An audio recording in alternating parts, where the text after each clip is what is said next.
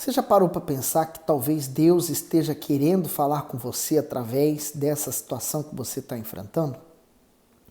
Então está na hora de você dar ouvidos para Ele. Hoje nós vamos meditar em Jeremias capítulo 14 e vamos pedir que Deus dirija-nos. Meu Pai, fala conosco. O Senhor fala também por meio dos problemas, das situações difíceis. E o Senhor tenta nos alertar, nos mostrar o que nós precisamos fazer, que nós tenhamos ouvidos para ouvir. Pai, abre o nosso entendimento, eu peço. Em nome de Jesus, amém. E começa assim, a palavra do Senhor que veio a Jeremias a respeito da grande seca. O comentário diz, a grande seca, o Senhor Deus reconhece a recompensa, a fidelidade dos seus filhos de muitas formas. Mas a infidelidade também tem sua colheita. Naquela ocasião, os céus se fecharam e houve grande seca na terra. Esse juízo recairia à nação de Israel caso desobedecesse o Altíssimo. Para cessar aquele mal, não adiantava somente orar ou fazer sacrifícios no templo. Era necessário que as pessoas se arrependessem dos seus pecados. Não há como fugir dos sofrimentos que sobrevêm como consequência de atos errados. O versículo 2. Andando chorando Judá, e as suas portas estão enfraquecidas, andam de luto até o chão, e o clamor de Jerusalém vai subindo. O comentário diz, andando chorando Judá. O povo costumava se reunir nas portas da cidade. Ali naqueles dias era comum ver pessoas de luto e cobertas de tristeza. Porém, nesse choro não havia arrependimento, pois a nação se lamentava por causa da seca e da fome, e não por causa da sua condição espiritual deplorável. Assim, prevalecia naquela gente uma ideia equivocada a respeito do Altíssimo. Isto é, o povo pecava e quando colhia os resultados dos seus erros, em vez de reconhecer suas falhas, indiretamente culpava a Deus e ainda requeria que ele o livrasse do sofrimento. De modo geral, as pessoas têm essas tendências, responsabilizam o Todo-Poderoso por tudo de ruim que acontece em suas vidas, mas não são capazes de agradecer e de se manter fiéis diante de Deus, diante dos seus benefícios. Então, quando nós olhamos lá em Gênesis, quando Deus repreendeu Adão por ele ter comido do fruto, a primeira resposta que ele deu foi a mulher que tu me destes. E ainda culpou a Deus, né? Não somente a mulher, mas também a Deus. E quando ele falou com a mulher falou assim, não, mas foi a serpente que me enganou. Então, quer dizer, sempre o ser humano tem essa tendência, né? Quando ele está errado, ele quer justificar o seu erro ou amenizar a sua dor do erro, do arrependimento, culpando os outros, né? Como se isso resolvesse os problemas. No 3. E os seus mais ilustres enviam os seus pequenos a buscar água, vão às cisternas e não acham água, voltam com seus cântaros vazios, envergonham-se, confundem-se e cobrem as suas cabeças, por causa da terra que se fendeu, porque não há chuva sobre a terra. Os lavradores se envergonham e cobrem as suas cabeças, porque até as servas no campo têm as suas crias e abandonam seus filhos porquanto não há erva. E os jumentos monteses se põem nos lugares altos, sorvem o vento como os chacais, desfalecem os seus olhos porque não há erva. Posto que as nossas maldades testificam contra nós. Ó Senhor, age por amor do teu nome, porque as nossas rebeldias se multiplicaram. Contra ti pecamos. Ó esperança de Israel, e redentor seu no tempo da angústia, porque serias como um estrangeiro na terra e como o viandante que se retira a passar a noite. Porque serias como homem surpreendido, como poderoso, que não pode livrar, mas tu estás no meio de nós, ó Senhor, e nós somos chamados pelo teu nome. Não nos desampares. Assim diz o Senhor acerca deste povo, pois que tanto gostaram de andar errantes e não retiveram os seus pés. Por isso o Senhor não se agrada deles, mas agora se lembrará da iniquidade deles e visitará os seus pecados. Disse mais o Senhor, não rogues por esse povo para o seu bem. Eita, a situação estava mesmo feia, né? Porque Ele orava pelo povo de Deus, não ore mais por esse povo. Deus estava zangado, né? O que esse povo fez foi realmente uma ingratidão sem medida. Quando jejuarem, não ouvirei o seu clamor. E quando oferecerem holocaustos e ofertas de alimentos, não me agradarei deles. Antes eu os consumirei pela espada, e pela fome e pela peste. Então disse eu, Senhor Deus, eis que os profetas lhe dizem, não vereis espada, e não tereis fome, antes vos darei paz verdadeira neste lugar. Quer dizer, Deus não ouviria a oração do profeta por eles, não ouviria o clamor deles, nem as ofertas que eles apresentariam a Deus, e ainda mais, né, para piorar, os profetas daquele tempo, que eram corrompidos, eles profetizavam dizendo que não vai ter espada, é a paz, não vai ter fome, é prosperidade. Olha o engano, né? É o espírito do engano de hoje em dia. A pessoa, ela faz tudo do jeito dela e seguindo a orientação do coração dela e achando que está agradando a Deus. No 14, disse-me o Senhor, os profetas profetizam falsamente no meu nome. Nunca os enviei, nem lhes dei ordem, nem lhes falei. Visão falsa, adivinhação e vaidade e o engano do seu coração é o que eles vos profetizam. O comentário do 14, profetizam falsamente. Os falsos profetas declaravam que a nação teria paz e prosperidade mesmo com toda a sua infidelidade ao Altíssimo. Esses homens eram influentes na sociedade, sagazes em seus discursos, por isso muitos lhes davam ouvidos. Hoje não é diferente. Afinal, quantas profecias demoníacas e mensagens deturpadas já foram faladas por pessoas que se diziam servas de Deus, mas não passam de enganadoras para ludibriar gente sem entendimento. Quem tem o Espírito Santo possui discernimento para saber que é preciso analisar as credenciais espirituais daqueles que falam em nome de Deus, isto é, seu chamado divino, sua fidelidade e seu bom testemunho. Além disso, conhecer a palavra a fim de conferir se o que está sendo pregado condiz com o texto sagrado, nos livra de enganos. Quem não vigia é seduzido facilmente por palavras que, embora sejam bonitas, conduzem à ruína. Vale lembrar também que todo o ensino que precisamos está contido nas Escrituras. Portanto, não há necessidade de receber novas revelações ou previsões sobre o futuro. E continuando no 15, portanto, assim diz o Senhor acerca dos profetas que profetizam no meu nome, sem que eu os tenha mandado, e que dizem, nem espada nem fome haverá nessa terra, a espada e a fome serão consumidos esses profetas, e o povo a quem eles profetizam será lançado nas ruas de Jerusalém por causa da fome e da espada, e não haverá quem os sepulte, tanto a eles como as suas mulheres e os seus filhos e as suas filhas, porque derramarei sobre eles a sua maldade. Portanto, lhes dirá esta palavra, os meus olhos derramem lágrimas de noite e de dia, e não cessem, porque a virgem, filha de meu povo, está gravemente ferida, de chaga muito dolorosa. Se eu saio ao campo, eis aí os mortos à espada, e se eu entro na cidade, estão ali os debilitados pela fome, e até os profetas e os sacerdotes percorrem uma terra que não conhecem. Porventura, já de todo rejeitaste a Judá? Ou repugna a tua alma a Sião? Por que nos feriste de tal modo que já não há cura para nós? Aguardamos a paz e não aparece o bem, e o tempo da cura, e eis aqui turbação.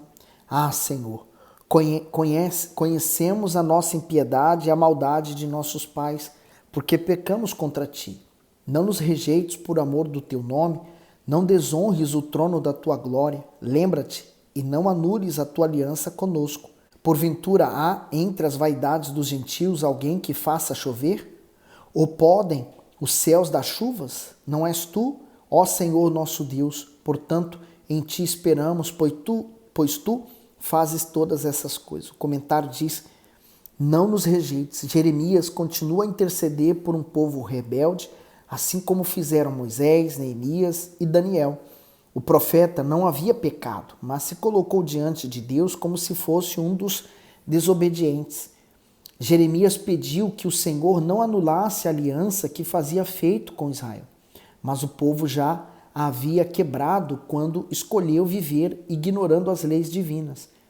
Quem caminha na desobediência de forma obstinada e consciente corre o risco de ir longe demais e não conseguir mais voltar para Deus. Contudo, a nação decidiu correr esse risco, por isso sofreu tamanha desolação. Apesar de Jeremias ter apelado para a reputação de Deus, para o amor dele por Jerusalém e até para a representatividade do templo, que era o seu trono de glória na terra, nada disso impediu a catástrofe que veio como consequência da apostasia espiritual. Deus tentou de todas as formas salvar aquele povo, mas será que eles queriam ser salvos? É como o Senhor Jesus, ele veio para os perdidos, mas não são todas as pessoas que se consideram perdidas. Ele veio para os que realmente reconhecem que estão perdidos. Jeremias capítulo 15. Disse-me, porém, o Senhor, ainda que Moisés e Samuel se pusessem diante de mim, não estaria a minha alma com este povo. Lança-os de diante da minha face e saiam. O comentário diz assim, lança-os da minha face. Ao se referir a Moisés e a Samuel, dois grandes intercessores de Israel, o Senhor Deus mostra a gravidade do pecado do povo e o quanto ele estava prestes a executar o seu juízo. Apesar da oração de Moisés e de Samuel sempre surtirem efeito no passado, dessa vez ela não adiantaria porque, diferentemente dos seus antepassados, o povo havia se superado em iniquidade e não havia se arrependido. Isso significa que a oração de intercessão é valiosa, mas em alguns casos é limitada. O Altíssimo responde a todos que clamam a Ele em prol de qualquer pessoa. Com isso, Ele preserva a sua vida a fim de dar a ela mais tempo e oportunidades. Porém, o Senhor faz isso apenas por um determinado período, enquanto aguarda a indispensável arrependimento daquele que erra. Seguindo para o 2. E será que quando lhe disserem, para onde iremos? De Elias, assim diz o Senhor, os que para o monte, para a morte, e os que para a espada, e os que para a fome, e os que para o cativeiro, para cativeiro. Porque visitá-los-ei com 4 gêneros de males, diz o Senhor, com a espada para matar, com cães para arrastarem e com aves dos céus e com animais da terra para os devorarem e destruírem. Entregá-los-ei ao desterro em todos os reinos da terra, por causa de Manassés, filho de Ezequias, rei de Judá, e por tudo quanto fez em Jerusalém. Porque quem se compadeceria de ti, ó Jerusalém? Ou quem se entristeceria por ti? Ou quem se desviaria a perguntar pela tua paz? O comentário do 5, quem se entristeceria por ti? Essa palavra se cumpriu quando as nações souberam que Judá foi invadida pela Babilônia.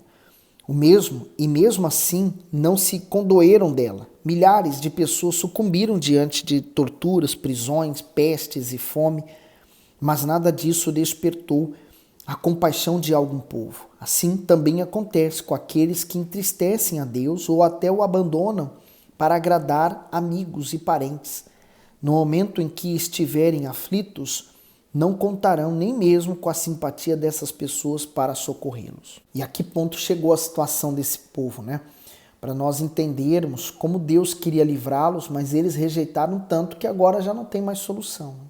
No 6, tu me deixaste, diz o Senhor, e tornaste para trás. Por isso estenderei a minha mão contra ti e te destruirei. Já estou cansado de me arrepender. O comentário diz, estou cansado de me arrepender. O Altíssimo mostra a sua natureza bondosa, compassiva e fiel, mas ele também revela que tem outros atributos como justiça e ira. O caráter de Deus é composto de qualidades perfeitas, com as quais controla o universo e favorece ou repreende o ser humano. Quando o Senhor se diz cansado de se arrepender, mostra que sua paciência não é infindável, Por isso, logo enviará a disciplina sobre o seu povo. Assim, aqueles que insistem em provocar e ofender o Senhor com incredulidade e hipocrisia devem ter consciência de que qualquer momento o tempo da espera de Deus pelo seu arrependimento pode findar. Alcançar o perdão divino significa ter o cancelamento da dívida espiritual, que resulta em condenação. No entanto, o perdão do Altíssimo não elimina as consequências dos maus atos praticados na terra. Por exemplo, se alguém roubar e depois se arrepender, será perdoado por Deus, mas isso não impedirá seu acerto de contas com a justiça eterna. Quer dizer, a pessoa vai brincando tanto com a salvação dela que vai chegar uma hora que ela não vai ter tempo para se arrepender, né? Sabe aquela pessoa que ela quer só curtir? Então, ela pensa que vai ter tempo, mas talvez possa não ter. A misericórdia dura para sempre, sim, mas ela tem prazo de validade na vida do ser humano. Enquanto há o suspiro de vida dentro, morando, o fôlego de vida morando no ser humano, há a chance. Mas quando isso acabar, quando a pessoa der o último suspiro nesse mundo, acabou, se esgotou todas as misericórdias de Deus, porque ela desprezou. Então, eu sei que quando a pessoa ela vai desobedecendo, é como se ela fosse dando condições, né, ou permissões para que o diabo se aproxime.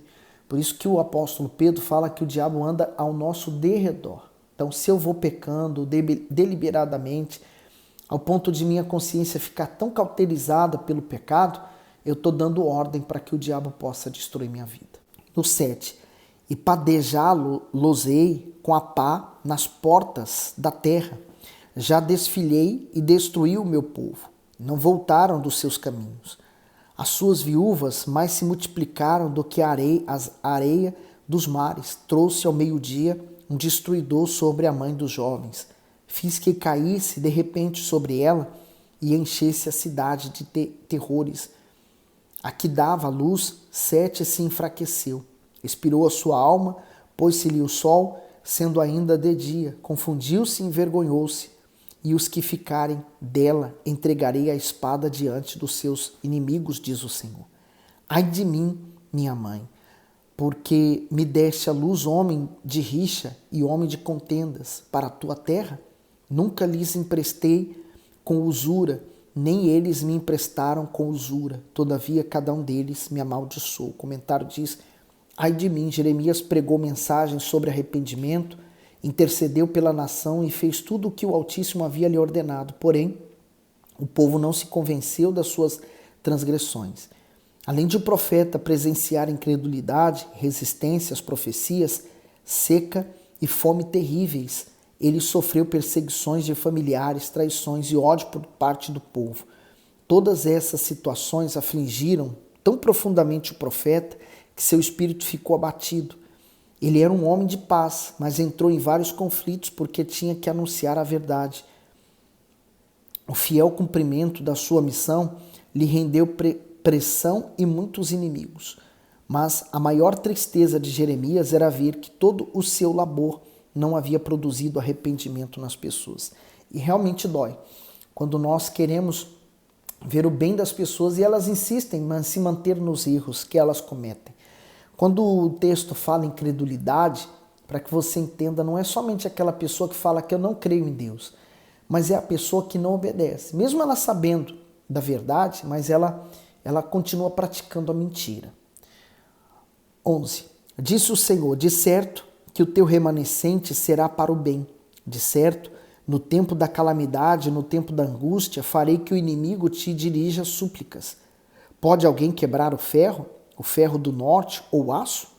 As tuas riquezas e os teus tesouros entregarei sem preço ao saque. E isso por todos os teus pecados, mesmo em todos os teus limites. E te farei passar aos teus inimigos numa terra que não conheces, porque o fogo se acendeu em minha ira e sobre vós arderá. Tu, ó Senhor, o sabes, lembra-te de mim e visita-me e vinga-me dos meus perseguidores. Não me arrebates por tua longanimidade, sabe que por amor de ti tenho sofrido afrontas. Achando-se as tuas palavras, logo as comi, e a tua palavra foi para mim o gozo e a alegria do meu coração, porque pelo teu nome sou chamado, ó Senhor Deus dos exércitos. Comentário: a tua palavra foi para mim o gozo. Enquanto as nações desprezavam as mensagens do Altíssimo, por intermédio de Jeremias, ele a saboreava como um rico banquete. As Escrituras contêm a mente do próprio Deus. Aqueles que desejam servi-lo devem apreciar a sua vontade e receber com estima e afeição cada uma das suas palavras. Assim como o corpo se fortalece quando recebe alimento, a fé se agiganta quando recebe a palavra de Deus. Ela é o sustento para o faminto, remédio para o doente e alívio ao que se encontra sobrecarregado pela vida. A Bíblia ecoa a voz do nosso Senhor em nosso interior e em todo o tempo revela o que precisamos fazer e ter para sermos felizes. Ela nos ajuda a sair do marasmo, a vencer o medo e nos indica o caminho que devemos seguir. A pessoa deve se aproximar do Senhor Jesus com fome e sede, e ele sacia. No 17, nunca me assentei na assembleia dos zombadores, nem me regozijei, por causa da tua mão me assentei solitário, pois me encheste de indignação. O comentário diz, me assentei solitário. Jeremias foi desprezado pelo povo e considerado impopular devido ao teor de suas pregações. A semelhança de Elias, o profeta passou muitos anos sozinho por não ser bem-vindo em nenhuma parte da nação. Assim também é o pastor que preza pela salvação. E para falar da salvação tem que se falar do que provoca a não salvação, que é o pecado. Para se tratar uma ferida, tem que se limpar a ferida. Para poder tratar uma pessoa de um mal qualquer, né, de uma situação qualquer, tem que se aplicar o remédio, e o remédio normalmente não é bom. Então, o remédio que cura o pecado é a palavra de Deus. No 18, porque dura a minha dor continuamente, a minha ferida me dói e já não admite cura. Serias tu para mim como coisa mentirosa e como águas inconstantes? Portanto, assim diz o Senhor, se tu voltares, então te trarei e estarás diante de mim. E se apartares o precioso do vil, serás como a minha boca. Tornem-se eles para ti, mas não voltes tu para eles. O comentário do 19, se tu voltares, então te trarei. Na sua lamentação, Jeremias se queixa de Deus e ainda questiona o seu modo de agir. Por isso é repreendido e convidado a se arrepender. Para voltar a desfrutar da confiança do Altíssimo novamente, como seu porta-voz, o profeta teria que separar dentro da sua alma o precioso do vil. Isso significa que dentro dele não havia somente pensamentos e sentimentos bons. Com aquelas lamúrias, Jeremias permitiu que a autopiedade e a preocupação com que os outros pensavam dele se juntasse em seu íntimo. Quem muito lamenta acumula frustração dentro de si e acaba desagradando a Deus com palavras inúteis. Por isso, sempre que algo incomodar, em vez de dar vazão a reclamações, expõe a Deus o que o angustia, pois só assim você será fortalecido e terá uma nova perspectiva de vida. A pergunta, talvez você tenha, por que isso aconteceu? Porque quando ele pregava, se espera o quê? Que aconteça. Então, aquilo ainda não estava acontecendo. É como hoje, a gente fala, ó, Jesus vai voltar, mas Jesus não voltou ontem, não voltou ano passado, não voltou mês passado, não voltou até agora. Então, as pessoas começam a falar assim, isso é mentira, não vai voltar. Então a pessoa anda como se nada tivesse acontecendo. É exatamente o que acontecia. Ele falava, vai vir destruição, mas não vinha. O país continuava prosperando, as pessoas continuavam fazendo tudo normal. Então, ele era tido como mentiroso. Então, aquilo afetava ele, né? As murmurações destroem a fé. No 20, e eu te porei contra este povo como forte muro de bronze, e pelejarão contra ti, mas não prevalecerão contra ti. Porque eu sou contigo para te guardar, para te livrar deles, diz o Senhor, e arrebatar-te-ei da mão dos malignos e livrar-te-ei da mão dos fortes. O comentário do 20, forte muro. Quem era Jeremias? Um homem sozinho e aparentemente indefeso, que tinha autoridades civis e religiosas e toda a nação contra si. O Todo-Poderoso sabia que a tarefa do seu servo era pesada demais para ser cumprida sem ajuda. Por isso, ele mesmo garantiu forças e auxílio a fim de fazer Jeremias prevalecer. Aqueles que são escolhidos por Deus têm a promessa de serem ungidos com poder e sabedoria para vencer qualquer oposição nesse mundo. A tarefa de Jeremias realmente não foi nada fácil, né? Pregar contra aquela nação e ver as pessoas desprezando a ele e depois até querendo matá-lo, não foi uma tarefa nada fácil, mas Deus estaria com ele. Essa certeza já nos basta. Saber que Deus está conosco é o suficiente. E aí? O que Deus falou com você nesses vídeos? Então põe aí nos comentários, dá o seu gosto, não esquece, manda esse vídeo para alguém, tá bom? Fique bem.